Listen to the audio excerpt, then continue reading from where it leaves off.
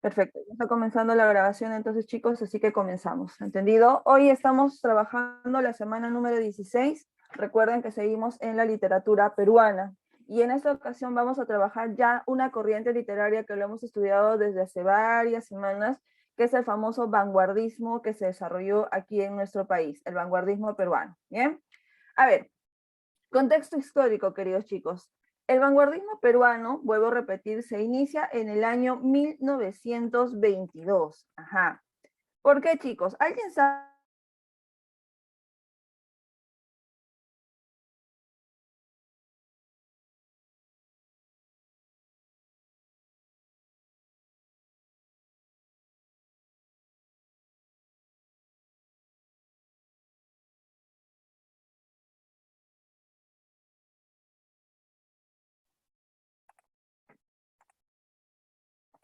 Ok. A ver, les estaba diciendo, en este caso, si alguien sabe qué sucedió en el año 1922. ¿Alguien se acuerda? Sí, a ver, ¿quién se acuerda? ¿Qué sucedió en el año 1922, chicos?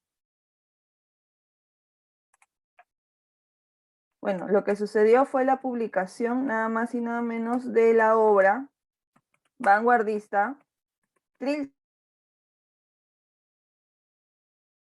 chicos. ¿Alguien se acuerda? ¿Quién es el creador, el que creó nada más y nada menos que la obra Trilce?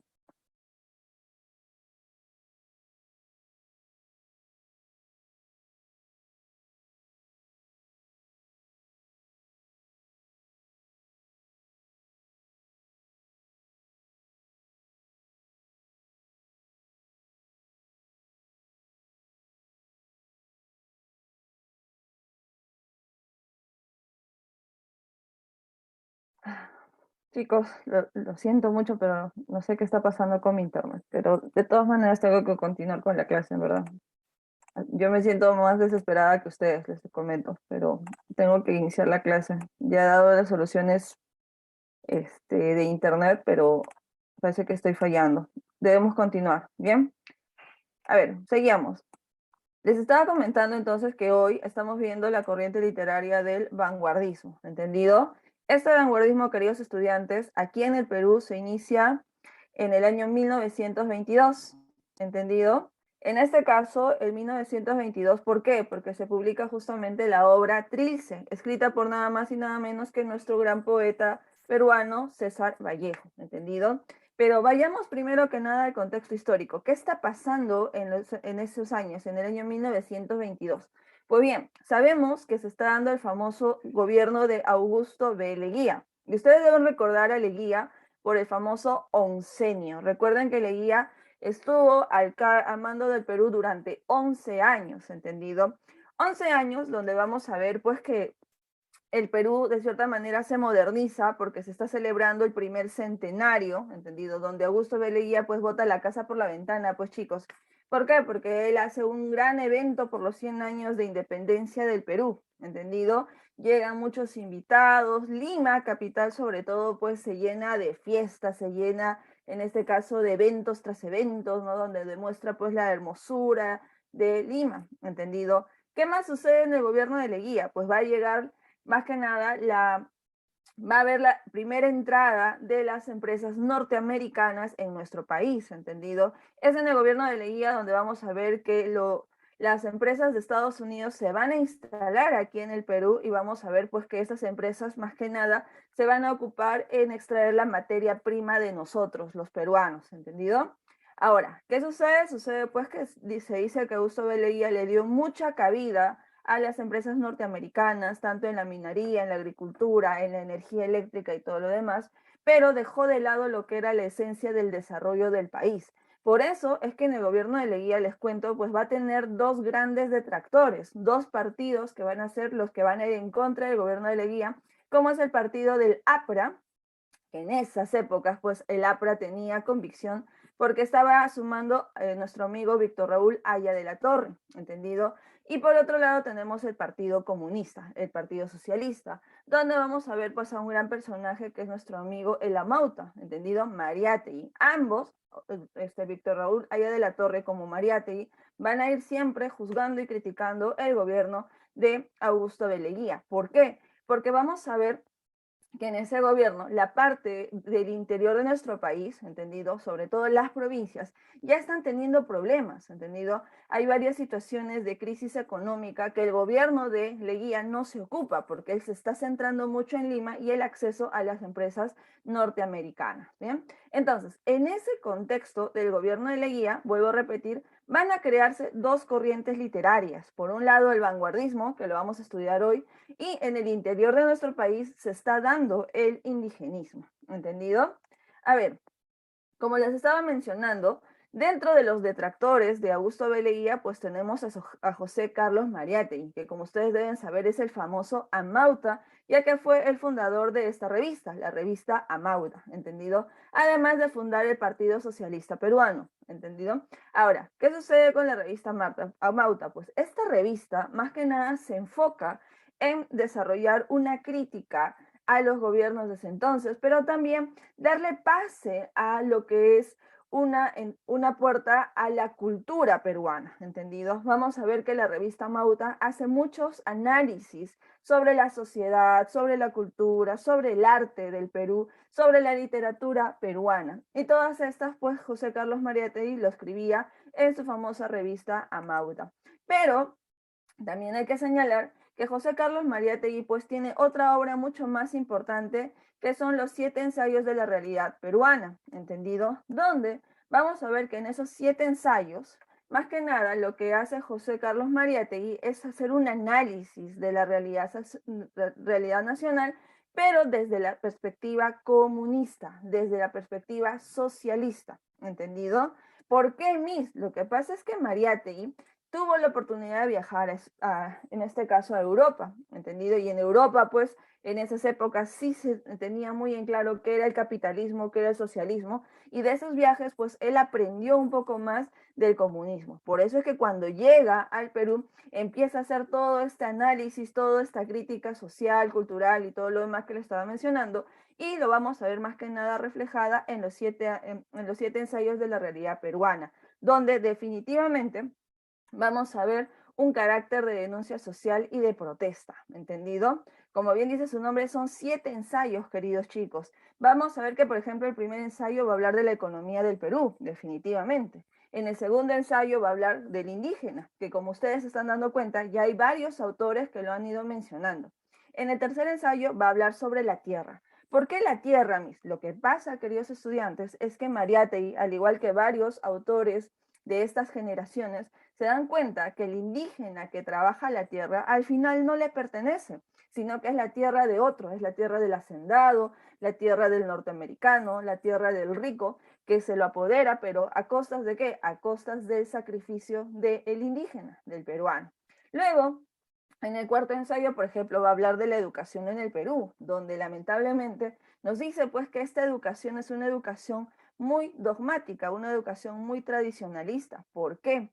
Porque vamos a ver que la educación que se da en el Perú desde esas épocas era una educación memorística, una educación que tenías que aprender al pie de la letra lo que se te enseñaba, pero en ningún momento provocó ni motivó a que el estudiante analizara, investigara, en ningún momento incitaba a que el estudiante dé su punto de vista sobre lo que está aprendiendo, ni nada por el estilo. Además que la educación de esas épocas, pues, tenía mucha alianza con qué? Con la educación cristiana, la educación religiosa. Y recuerden, queridos estudiantes, que siempre va a haber una gran polarización entre lo que es la ciencia y la religión, ¿entendido? Y por tanto, si la religión, la iglesia tiene de lado a la educación, pues solamente se enseña en eso, ¿no? En adoctrinamiento, pero no va hacia la ciencia.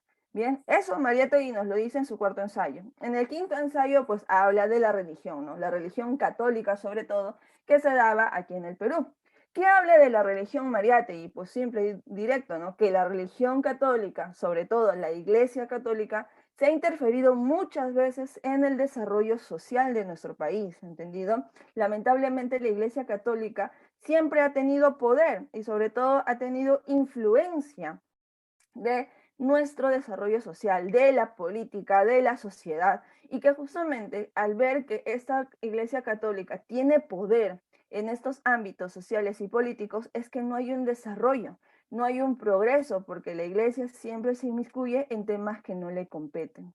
En el sexto ensayo, por ejemplo, Mariátegui habla sobre el centralismo. ¿Qué significa eso? Significa que todas las cuestiones importantes del país se centran en Lima, en la capital, ¿entendido? Que en esas épocas, lamentablemente, pues las mejores universidades, las entidades públicas, ¿entendido? Los mejores hospitales siempre se encontraban ¿en dónde? En Lima. Y eso lamentablemente, ¿qué ocasionaba? Ocasionaba que en el interior de nuestro país pues hayan esas crisis, ¿no? Crisis educativa, crisis de salud, crisis de desarrollo social y muchas cosas más. Por eso es que, como ustedes deben saber, queridos estudiantes, a lo largo de estos últimos años, varios gobiernos han buscado la descentralización. ¿Qué es eso, mis?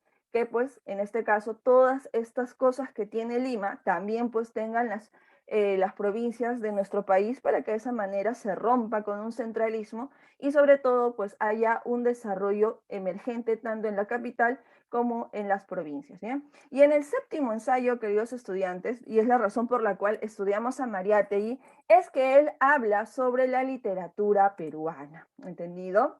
¿Qué habla nuestro amigo Mariátegui? Bueno, el título correcto de este séptimo ensayo es El proceso de la literatura peruana. Para Mariátegui, queridos estudiantes, pues la literatura peruana se ha dividido en tres grandes periodos, que no son los mismos que yo les enseñé desde un inicio, ¿entendido? Para Mariátegui, la literatura peruana se dividió en una etapa colonial, luego pasamos a una etapa cosmopolita y por último a una etapa nacional. ¿Qué dice sobre la etapa colonial? Obviamente ya sabemos que cuando hablamos de colonial tenemos que recordar pues el colonialismo que tuvimos de España, ¿entendido? Y es por eso que Mariátegui nos dice que en esta etapa colonial vamos a ver que la literatura peruana fue una literatura imitativa ¿de quién? De España, ¿entendido?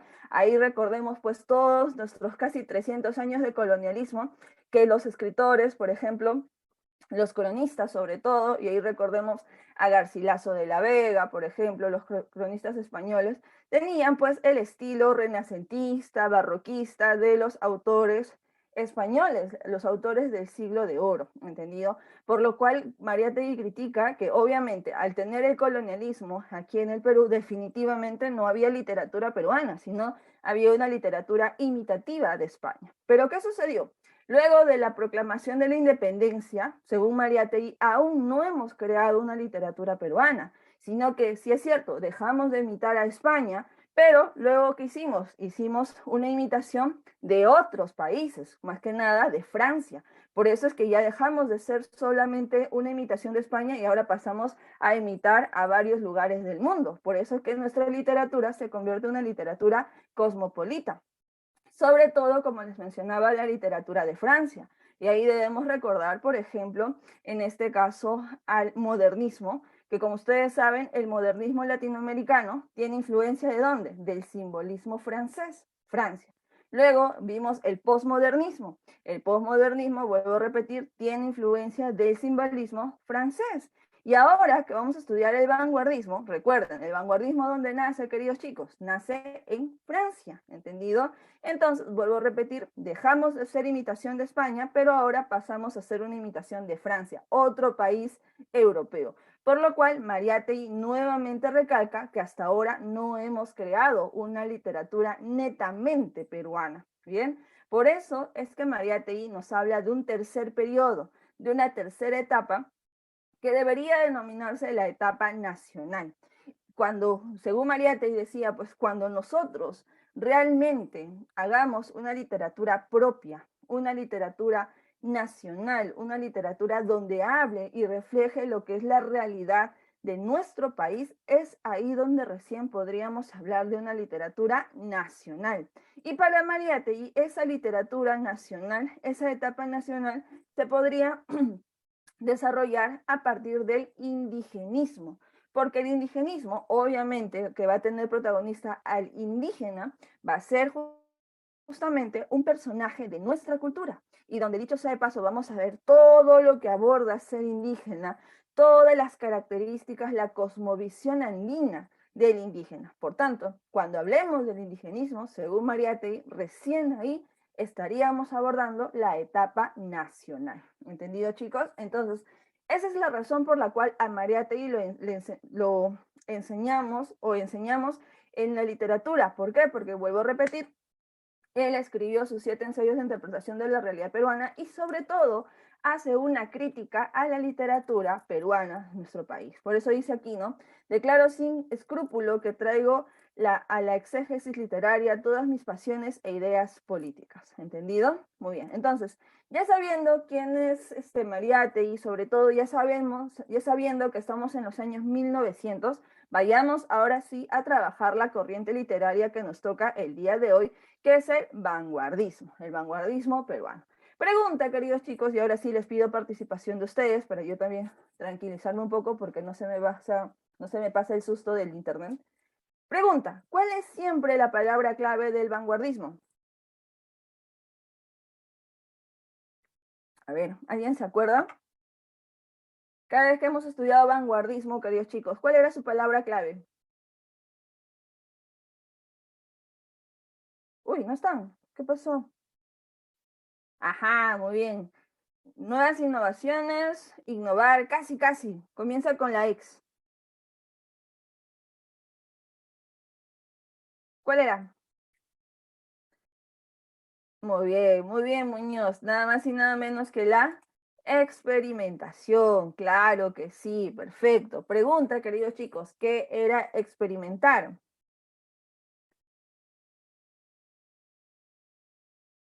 Ajá, muy bien, Canto, claro que sí, crear algo nuevo, crear cosas nuevas. Pues bien, aquí en el Perú vamos a ver que se da un inicio de esta etapa experimental donde vamos a ver autores peruanos que definitivamente se enfocan en crear cosas nuevas, ¿entendido? Muy bien, a ver, veamos entonces. Este vanguardismo peruano, vuelvo a repetir, se inicia en el año 1922. ¿Por qué, Miss? Porque en ese año se publica la obra netamente vanguardista peruana, que es nada más y nada menos que Trilce, queridos chicos.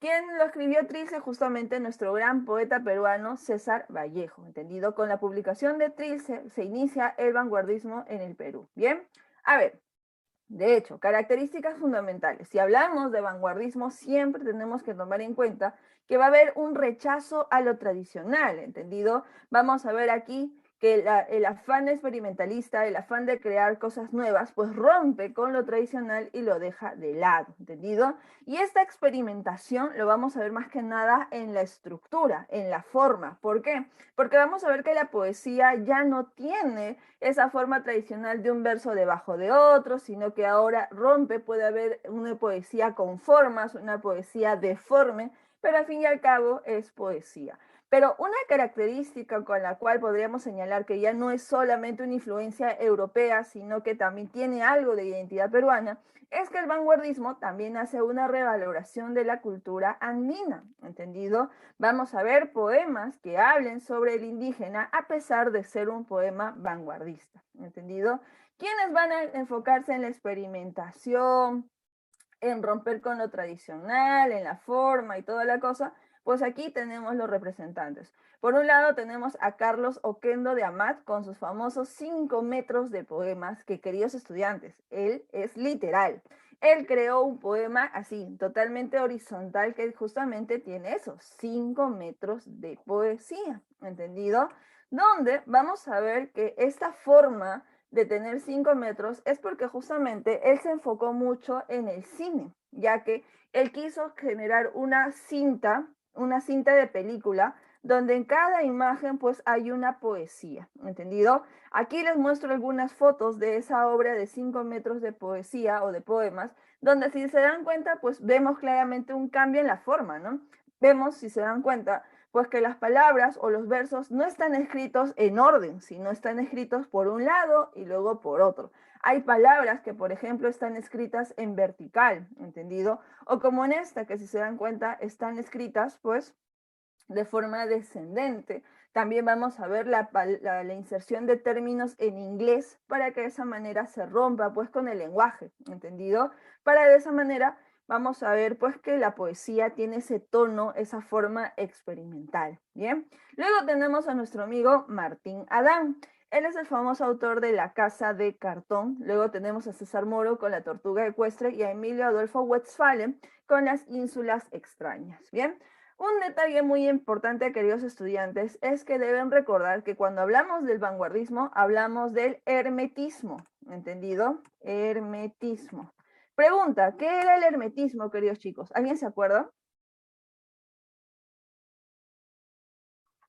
¿Alguien se acuerda qué era el hermetismo? ¿No? Uy, hoy día están callados, ¿qué pasó? Domingo, domingo. Ok, no se preocupen. Recuerden, queridos estudiantes, que cuando hablamos de hermetismo, hablamos que la obra o la poesía es de difícil comprensión. ¿Ahora sí se acuerdan? Espero que sí. Es decir, que cuando ustedes lean algún poema, alguna novela vanguardista y no la entiendan, no se preocupen, no son ustedes, sino es la obra de que de por sí es de difícil comprensión. Y eso les va a suceder, por ejemplo, cuando lean La Casa de Cartón, por ejemplo, La Tortuga Ecuestre, porque la obra, por ejemplo, no habla de una tortuga, ¿entendido? Son simplemente títulos porque tenía que haber un título, pero en realidad la obra tiene ese objetivo de ser de difícil comprensión. Así que si algún momento en sus vidas leen una obra vanguardista, no se asusten, no se sientan mal, porque el objetivo de estas obras es eso, ser herméticas, ¿bien?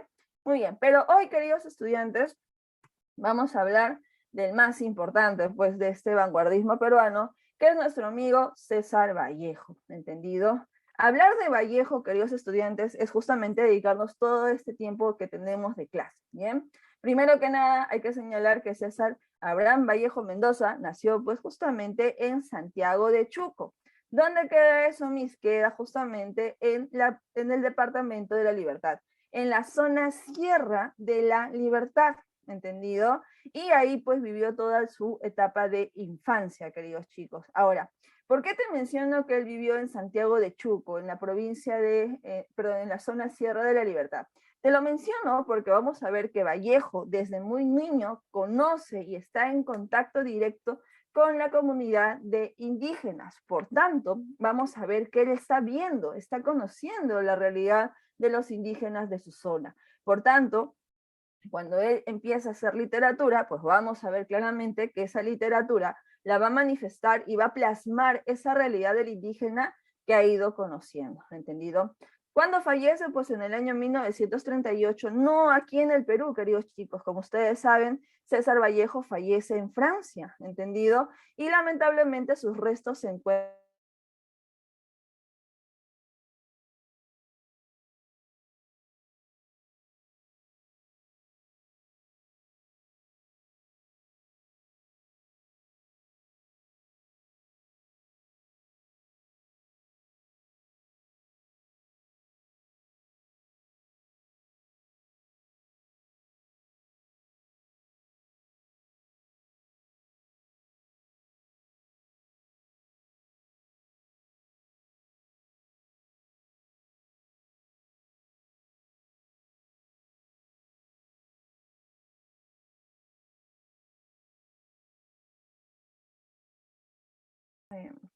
a ver, les juro, chicos, que yo estoy más desesperada que ustedes. Pregunta, a ver, ¿me escuchan, chicos? Sí, sí, sí. Ya, gracias. ¿Me pueden decir en qué parte me quedé, por favor? Nos estaba comentando que César Vallejo murió en Francia, Miss. Ya, perfecto, muy bien. Como les estaba mencionando, queridos estudiantes, César Vallejo lamentablemente falleció en Francia, ¿entendido? producto pues de varias enfermedades que se le había complicado, ¿entendido? Y es que vivir en Francia para Vallejo no fue fácil, queridos estudiantes. Este hombre pues a pesar de ser un gran poeta para nosotros, pues vivió una miseria ahí en Francia junto con su esposa Georgette, ¿entendido? Y lamentablemente pues las obras que él creaba no tenían ese valor literario ni ese reconocimiento en su época, por lo que él no tenía dinero para poder solventarse ahí en Francia junto con su esposa. Y eso generó pues que él no se alimentara bien, no durmiera bien, viviera en muchas situaciones críticas, que todo eso al final se le complicó y le generó pues la muerte, ¿entendido? Ahora, les estaba comentando que cuando hablamos de Vallejo siempre lo asociamos pues a la poesía, ¿no? Porque ahí tenemos sus famosos heraldos negros, Trilce, España, parte de mí este cáliz, poemas humanos, pero deben saber que Vallejo no solo escribió poesía, él también escribió obras narrativas, dramáticas y expositivas.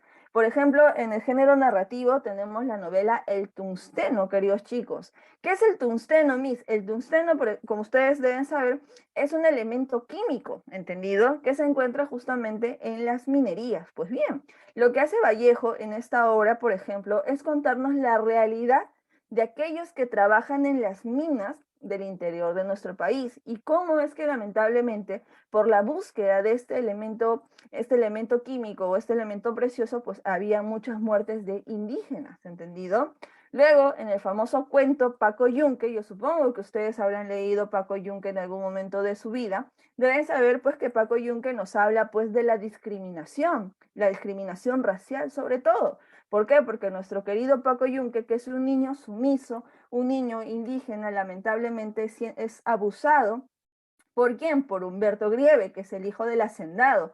Hacendado que tiene como criados o como trabajadores a los padres de Paco Yunque, ¿entendido? Y vamos a ver que Humberto Grieve dice pues que Paco Yunque le pertenece, o sea, fíjense, ¿no? Mencionar que este niño le pertenece a otro, o sea, si se dan cuenta, deja de lado la parte humana, deja de lado la parte de ser un ser humano, sujeto, y simplemente lo trata como una cosa que le pertenece, ¿entendido? Por eso repito que Paco Yunque también es una obra donde vamos a ver un tema de la discriminación hacia el indígena que se lo refleja pues en estos personajes que son niños.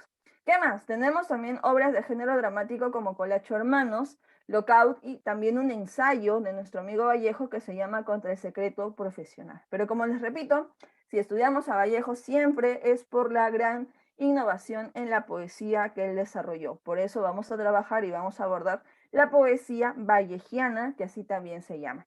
Esta poesía vallejiana, queridos chicos, tiene 3 etapas, ¿entendido?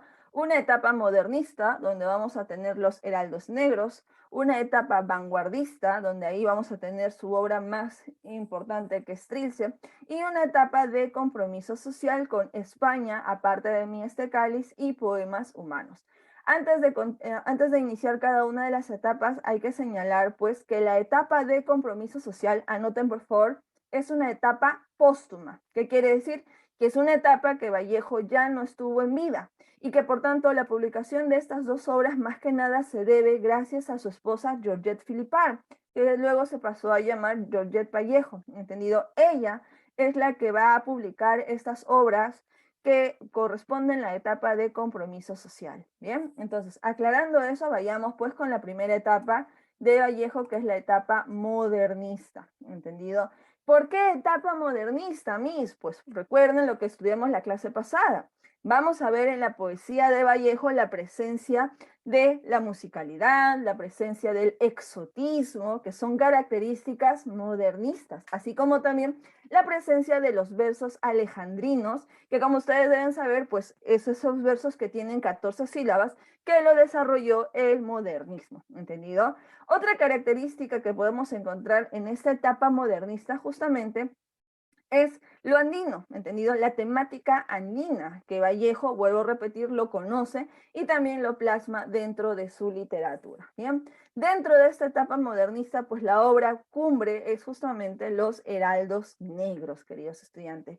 Esta obra, queridos, alumnos les comento pues que está conformada por 69 poemas, ¿entendido? Y vamos a ver que el primer poema de esta obra también tiene el mismo título, Los Heraldos Negros, ¿bien? Vamos a leer entonces de qué trata Los Heraldos Negros para luego hacer un análisis. Primero que nada, hay que ir por el título, queridos chicos. ¿Qué es un heraldo? ¿Alguien sabe qué es un heraldo? Con honestidad, ¿sí o no? ¿Alguien sabe qué es un heraldo? ¿No? Pues bien, anoten, un heraldo, queridos estudiantes, es un mensajero, ¿entendido? Un mensajero en este caso, un mensajero de la muerte, que más que nada lo vemos pues en la literatura griega. Ah, un heraldo ya es un elemento de una cultura griega. Ah, entonces, ¿qué es eso, queridos chicos? ¿Se acuerdan? Cuando insertamos un elemento de otra cultura, ¿qué era eso? En el modernismo, perfecto, un exotismo, claro que sí. Entonces ya vemos la presencia del exotismo dentro de la literatura. Y fíjate, el título, Los Heraldos Negros, los mensajeros. Y recuerden que en la clase pasada estudiamos simbología de colores. ¿Qué representa el negro? ¿Se acuerdan, sí o no? La muerte. Entonces vemos que ahí, por ahí tenemos algo de que pueda tratar el poema. Ahora sí, comencemos a leer y dice así. Hay golpes en la vida tan fuertes, yo no sé. Golpes como el lodo de Dios, como si ante ellos la resaca de todos los sufridos se emposara en el alma. Yo no sé. Son pocos, pero son. Abren zanjas oscuras en el rostro más fiero y en el lomo más fuerte. Serán tal vez los potros de bárbaros Atilas o los heraldos negros que nos manda la muerte. Son las caídas hondas de los cristos del alma, de alguna fe adorable que el destino blasfema. Esos golpes sangrientos son las crepitaciones de algún pan que en la puerta del horno se nos quema. Y el hombre, pobre, pobre, vuelve los ojos como cuando por sobre el hombre nos llama una palmada. Vuelven los ojos locos y todo lo vivido se emposa como un charco de culpa en la mirada. Hay golpes en la vida tan fuertes, yo no sé. Ajá. Recuerden, queridos estudiantes, que cuando hacemos análisis de poesía, siempre lo hacemos en dos perspectivas. Fondo, forma, es decir, contenido y estructura. Primero vayamos a la estructura, entendido a la forma. Como se darán cuenta, vemos pues que Los Heraldos Negros es un poema de verso alejandrino. ¿Por qué? Porque si hacemos un conteo silábico, vamos a encontrar que tiene pues 14 sílabas en cada uno de los versos, ¿entendido? Ahora, eso ya es de por sí modernista. Ahora, por otro lado, si se dan cuenta, vemos la palabra fuerte, muerte, blasfema, quema, palmada, mirada. Queridos chicos, ¿qué cosa era eso? Rima, muy bien. Y si hablamos de rima, hablamos de musicalidad. Ajá, entonces vemos que el poema tiene rima, tiene musicalidad, es un verso alejandrino, pero algo más, que también es un poema que tiene elementos exóticos. Ya lo vimos con los heraldos negros. Pero si se dan cuenta, fíjense, también nos mencionan a los bárbaros Atilas. Ah, pregunta, queridos chicos, de cultura general e histórica. ¿Quiénes eran los Atilas? Perdón, ¿quién era Atilas? Exacto, un bárbaro, ¿verdad? ¿Un bárbaro de qué cultura? De la cultura de los hunos. Perfecto, muy bien. Pregunta, ¿esa cultura estaba aquí en el Perú, en Latinoamérica? No, ¿verdad? Justamente es un elemento de otra cultura. Muy bien, Malky, es un exotismo, ¿entendido? Y fíjense, acá nos habla del destino y está en mayúscula, ¿entendido? Es decir, le está dando, en este caso, un nombre propio. ¿Y recuerdan qué cultura siempre hablaba del destino como un ser propio? Exacto, la cultura griega. Entonces vemos otro elemento de exotismo. Bien, eso es en la forma entonces. Vayamos en el fondo del contenido. ¿Qué trata, queridos chicos? ¿De qué trata Los Heraldos Negros? A ver, ¿alguien sabe por si acaso?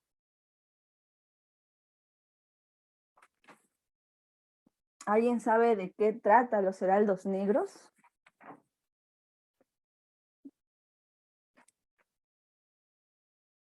Ahí lo dice clarito, ¿ah?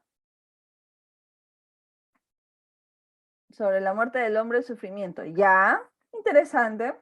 Perfecto. Del dolor, me dice acá. Ya, se nota, ¿no? Se nota el tono doloroso, ¿verdad? Claro que sí. Pero en realidad, queridos chicos, los heraldos negros habla de un tema muy interesante que son los golpes, ¿entendido? Y dice, pues, hay golpes en la vida tan fuertes, ¿entendido? Pero ojo, no los golpes físicos, no los golpes que te sacan moretones en el cuerpo, no, no, no, no, no. Nos hablan de los golpes de la vida, queridos chicos. Pregunta, ¿qué entendemos por golpes de la vida?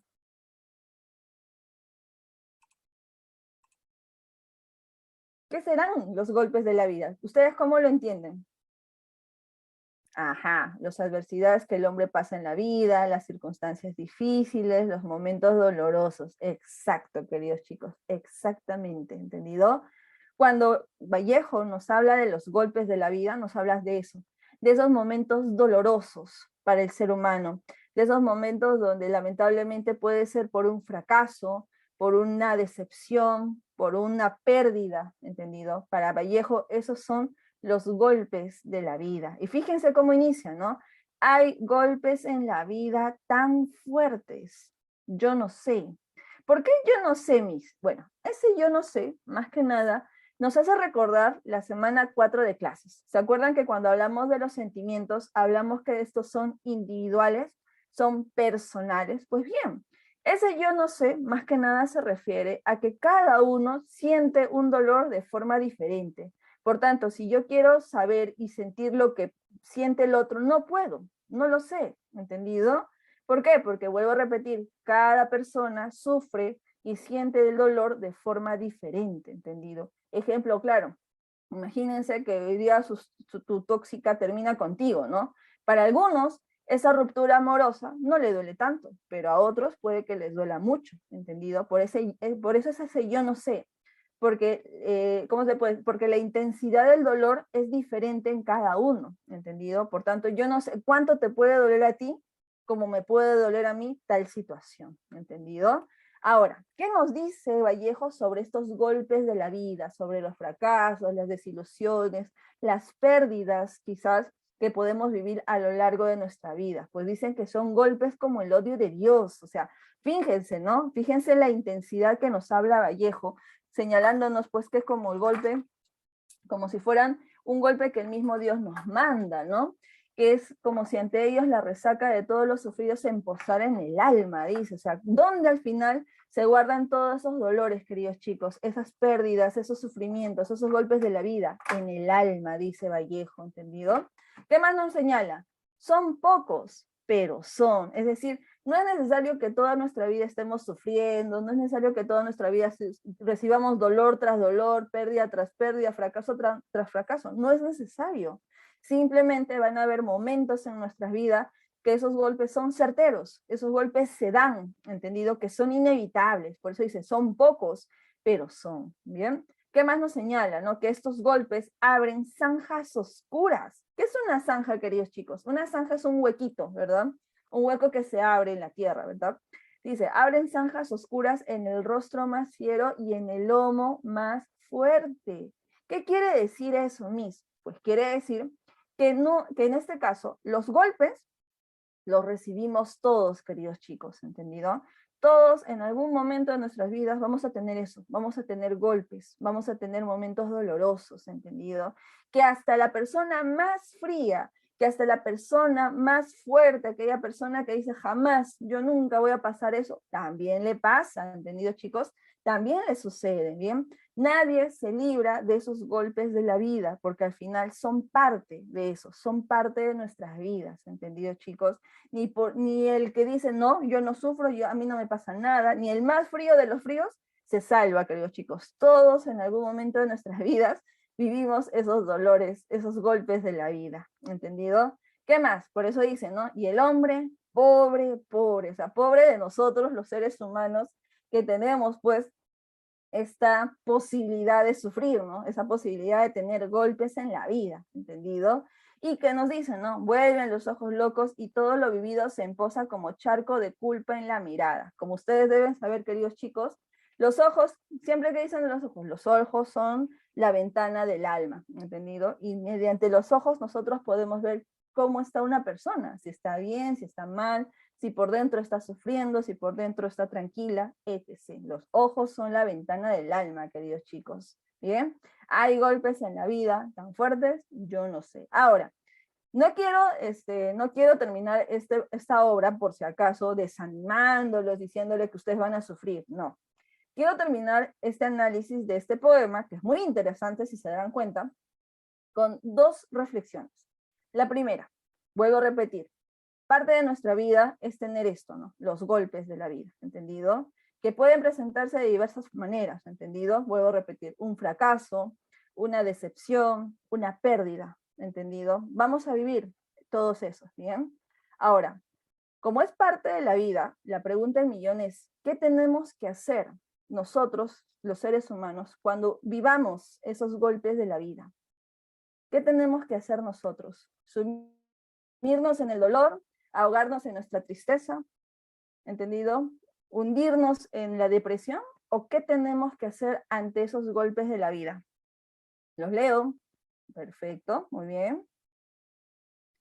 Levantarnos, exactamente. Siempre hay solución para un problema, Miss. Levantar el rostro y seguir adelante. Exacto, chicos. A eso quiero llegar, ¿entendido? Si bien es cierto, Vallejo nos habla de una realidad sobre los golpes de la vida, al final el ser humano que va a vivir de estos dolores, de estos golpes, al final tiene que tener una solución. ¿Y cuál es esa? Levantarse, seguir adelante, asimilar el dolor, no evadirlo por si acaso, asimilar el dolor, reconocer que sí, duele, que sí te genera ese malestar, esa depresión.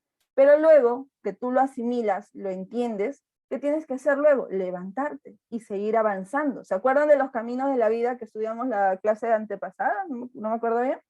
¿Qué nos dice? Los caminos están conformados por eso, ¿no? Por momentos buenos, momentos malos. Pero ¿qué tenemos que seguir haciendo? Avanzando, ¿verdad? Tenemos que seguir caminando, tenemos que seguir avanzando, ¿entendido? Y si nos caemos, tenemos que levantarnos para seguir, para continuar nuestros caminos de la vida. ¿Bien? Muy bien, chicos. Si se dan cuenta, es muy bonito, ¿verdad? Los heraldos negros tienen un análisis muy bonito. ¿Bien? Ahora, otro poema modernista que vamos a ver en Vallejo justamente es el famoso Idilio Muerto, queridos chicos, ¿entendido? Y aquí vamos a ver rasgos andinos, ¿entendido? Vamos a ver elementos andinos, ¿bien? ¿Qué es un idilio, Miss? Un idilio es una relación amorosa, ¿entendido? Sí, esas relaciones intensas que viven los enamorados, eso es un idilio. Pero fíjense, dice idilio muerto, es decir, que ya se acabó, que esa relación ya se terminó, ¿bien? Leamos de qué trata Idilio Muerto y dice así. ¿Qué estará haciendo esta hora mi andina y dulce Rita de junco y capulín? Ahora que me asfixia Bizancio y que dormita la sangre como flojo coñac dentro de mí. ¿Dónde estarán sus manos que en actitud contrita planchaban en las tardes blancuras por venir? Ahora en esta lluvia que me quita las ganas de vivir. ¿Qué será de su falda de franela, de sus fanes, de su andar, de su sabor a cañas de mayo del lugar? Ha de estarse a la puerta mirando algún celaje, y al fin irá temblando, ¡qué frío hay Jesús! Y llorará en las tejas un pájaro salvaje. ¿Bien? A ver, vamos a la forma, al contenido mejor, ¿sí? Como se darán cuenta, ¿de qué habla pues el poema? Está hablando de una dulce andina Rita, ¿entendido? De junco y capulí. Pero si se dan cuenta, lo que realmente está haciendo el poeta es recordarla, ¿entendido? Por eso dice, ¿no? ¿Qué estará haciendo? Cuando tú te preguntas qué estará haciendo, esa persona no está cerca de ti, sino está lejos de ti, ¿entendido? Por tanto, lo que vemos el poeta, lo que hace, vuelvo a repetir, es recordar a su andina y dulce Rita, ¿no? Y la compara con el junco y capulí, que son justamente plantitas que crecen en la zona sierra de nuestro país, ¿no? Entonces, lo que estamos viendo en el fondo es que el poeta está extrañándola, ¿entendido? Está recordando, está extrañándola porque obviamente no está con él, está lejos de él, ¿entendido? Ahora, en la forma, si se dan cuenta, hay musicalidad, porque nuevamente vemos rima, ¿no? Dormita con trita, de mí, venir, y vivir, ¿entendido? Y también podemos encontrar exotismo por la palabra Bizancio, que se refiere justamente a la cultura bizantina, ¿entendido? Pero como te darás cuenta, en el fondo, cuando nos habla de la andina y dulce Rita, ya estamos viendo elementos andinos dentro de la poesía vallejiana, dentro de la etapa modernista que nuestro amigo Vallejo desarrolla en su poesía. ¿Bien? Vayamos ahora a la siguiente etapa vanguardista, pero esta etapa vanguardista se debe más que nada a dos hechos importantes en la vida de Vallejo, queridos chicos. La primera que ustedes deben saber es que nuestro amigo Vallejo en algún momento pisó la cárcel, ¿entendido? En algún momento de su vida fue encarcelado injustamente por un incendio que se dio allá pues en Trujillo, ¿entendido? Pero lo más lamentable es que en ese momento que Vallejo estaba en la cárcel, pues lamentablemente fallece su madre, ¿entendido? Y con lo cual vamos a ver que este segundo hecho de la pérdida de su madre pues genera un dolor intenso en Vallejo. Y toda esta experiencia y sobre todo con la llegada de la vanguardia aquí al Perú, vamos a ver que Vallejo pues publica la obra más representativa que tiene él, que es Trilce, ¿entendido? En Trilce, queridos estudiantes, que corresponde a la etapa vanguardista, vamos a ver pues toda esta parte experimental, ¿entendido? Esta parte de romper con la estructura tradicional. Vamos a ver también la presencia del hermetismo, es decir, un poema de difícil comprensión, y por qué no mencionar también una ortografía caprichosa, es decir, que Vallejo rompe también con lo que es la gramática, con la estructura, con la coherencia, con la lógica de los versos, ¿entendido? Ahora, dentro de las obras de Vallejo de esta etapa vanguardista vamos a ver que hay temas como la cárcel, temas como la madre, que son los hechos que ha sucedido, también temas como el sufrimiento y el erotismo, ¿bien? A ver, para que ustedes puedan entender un poquito más de lo que les menciono de la cárcel, pues tenemos aquí el poema número 18, que dice así: oh, las cuatro paredes de la celda, las cuatro paredes albicantes, que sin remedio dan al mismo número. Criadero de nervios, dice, mala brecha, por sus cuatro rincones como arranca las diarias arrojadas extremidades, amorosa llavera de innumerables llaves. Si estuvieras aquí, si estuvieras hasta qué hora son cuatro estas paredes, contra ellas seríamos contigo, los dos más que nunca, y ni llorarás, di libertadora. Si nos habla de la celda, ya definitivamente nos habla de esa temática de la cárcel, ¿entendido? Ahora, hay poemas que sí se dejan entender, como el poema 18, pero hay otros poemas que definitivamente no lo podríamos entender, como es en el caso del poema 32, que dice aquí: 999 calorías, rum, tras, ras, chas, serpentinica udelis cochero, engifrafada al tímpano. ¿Quién como los hielos? Pero no. ¿Quién como la que va? Ni más ni menos. ¿Quién como el justo medio? 1000 calorías, azulea y ríe su gran cachaza, dice, al firmamento gringo, baja el sol empavado y le alborota los cascos al más frío. Pregunta, queridos chicos, y con honestidad, ¿entendieron el poema?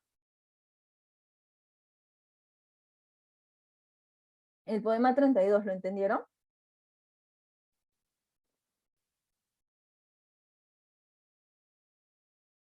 No, me dicen. Exacto. ¿Por qué no pueden entenderlo, queridos chicos? Porque es de difícil comprensión. Es decir, es un poema hermético. Exactamente, Jessica. Muy bien, es un poema hermético. Pues bien, ahí está un claro ejemplo de poema hermético. Bien.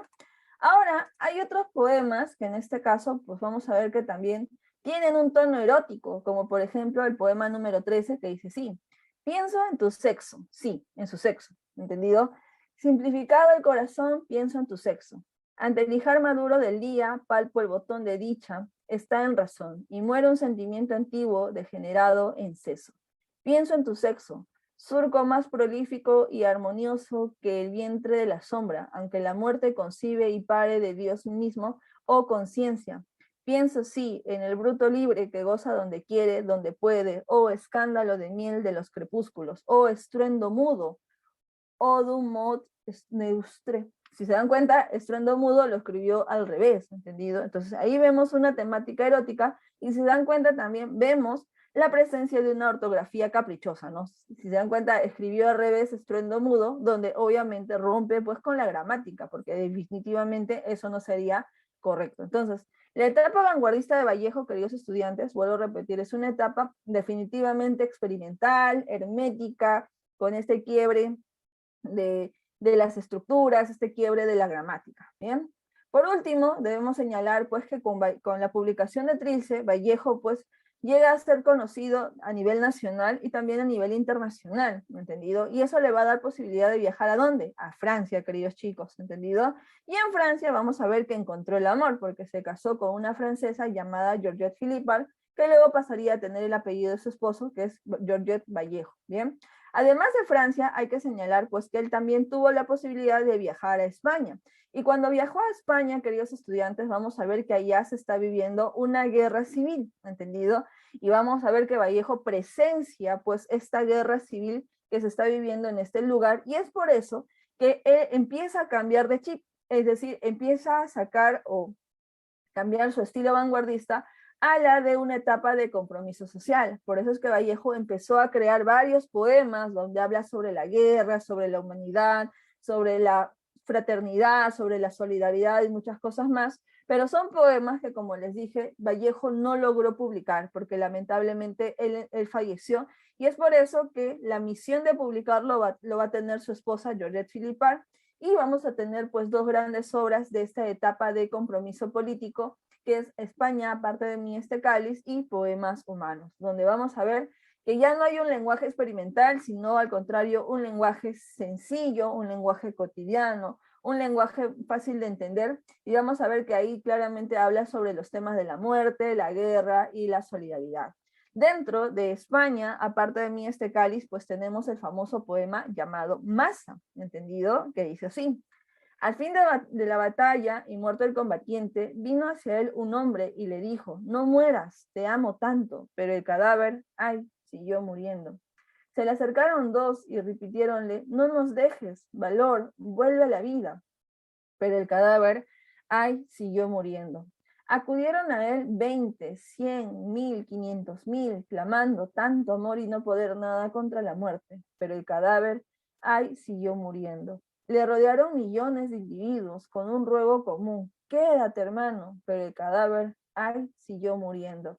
Entonces todos los hombres de la tierra le rodearon. Les vio el cadáver triste, emocionado, incorporóse lentamente, abrazó al primer hombre, echóse a andar. Pregunta, queridos chicos, con lo cual vamos a finalizar la clase del día de hoy. ¿Cuántos hombres se necesitó para que el soldado se levantara? Según el poema, ¿cuántos hombres?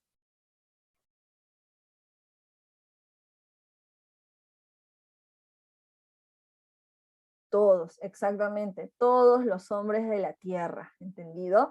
Entonces, fíjense que al final el tema fundamental es eso, ¿no? La fraternidad universal, ¿no? La solidaridad. Ahora, ¿por qué se llama masa, Miss? Pregunta, ustedes que son estudiantes y que conocen química más que yo, ¿qué es una masa? Una masa deben saber que es cuando es la unión de varias partículas, ¿verdad? La unión de varias partículas para formar uno solo, ¿entendido? ¿Qué nos habla el poema? Que cuando todos los hombres se unifiquen, van a hacer eso, van a finalmente ser una nación, un solo mundo, por eso se llama así, masa, ¿entendido? Porque al final lo que busca el poema es hablar de eso, de una unión, de una solidaridad, de una fraternidad entre nosotros los seres humanos. ¿Bien? Muy bien, chicos. Nuevamente disculpen por las fallas técnicas, las fallas del internet. Espero que les haya gustado mucho la clase. Voy a detener la grabación del día.